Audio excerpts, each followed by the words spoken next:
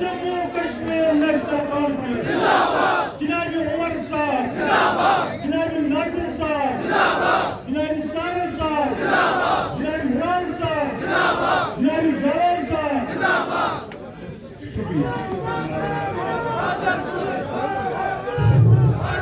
Jammu Kashmir national conference Jammu Kashmir national conference wide सरी doctor भाला बंदुआ wide कारवा जिला मुबारक साहब हेरिका हेरिका सचित्रा हेरिका हेरिका वाइड सरी डॉक्टर भाला बंदुआ वाइड कारवा जिला मुबारक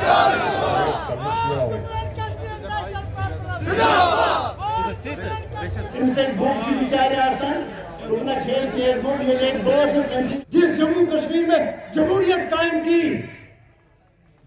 वो नेशनल कॉन्फ्रेंस ने जंग है इज्जत और बेइज्जती की।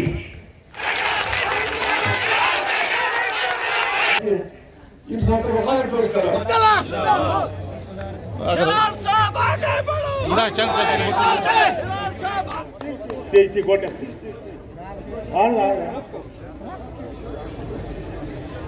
ने जो 370 का नारा दिया था तब आप लोग हमारा मजाक की बात करते हैं, अपनी पहचान की बात करते हैं, अपने आईन की बात करते हैं, अपने झंडे की बात करते हैं।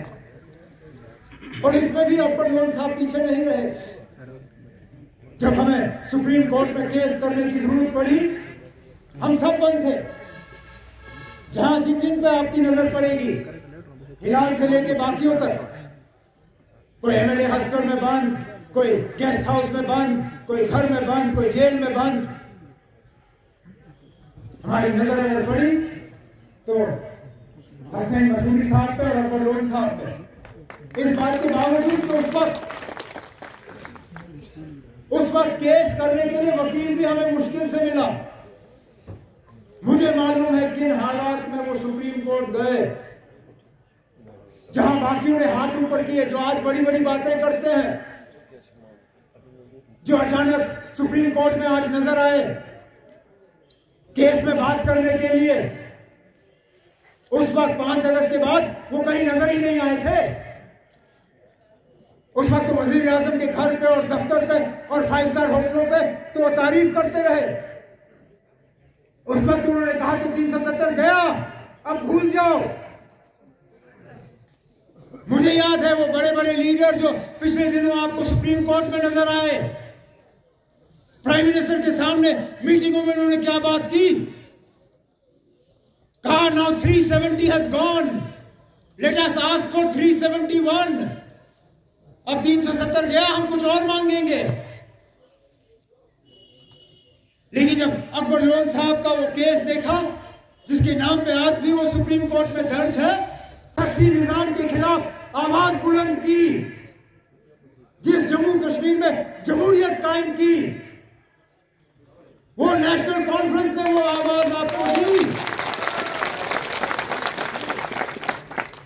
जो तालीम स्कूल से लेकर यूनिवर्सिटी तक मुफ्त कराने का काम, ये मरकज के आईन से पहले जम्मू कश्मीर में बाबा कौम शेर कश्मीर शेख मोहम्मद अब्दुल्ला का दिया हुआ, जिस अस्पताल को आज इन्होंने तहस नहस किया, जिसको हम इंस्टीट्यूट के नाम से जानते हैं, वो इंस्टीट्यूट इनके दौरे हुकूमत में नहीं बनी।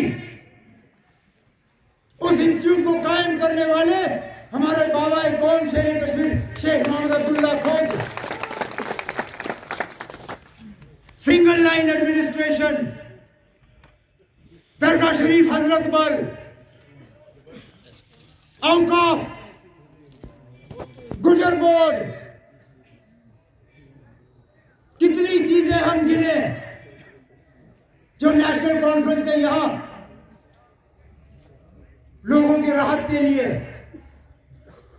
बेशक सारा कुछ हमसे नहीं हुआ, कई जगहों पे हमसे छूट हुई, जाने अनजाने हमसे गलती हुई, लेकिन कम से कम हमने धोखा नहीं दिया।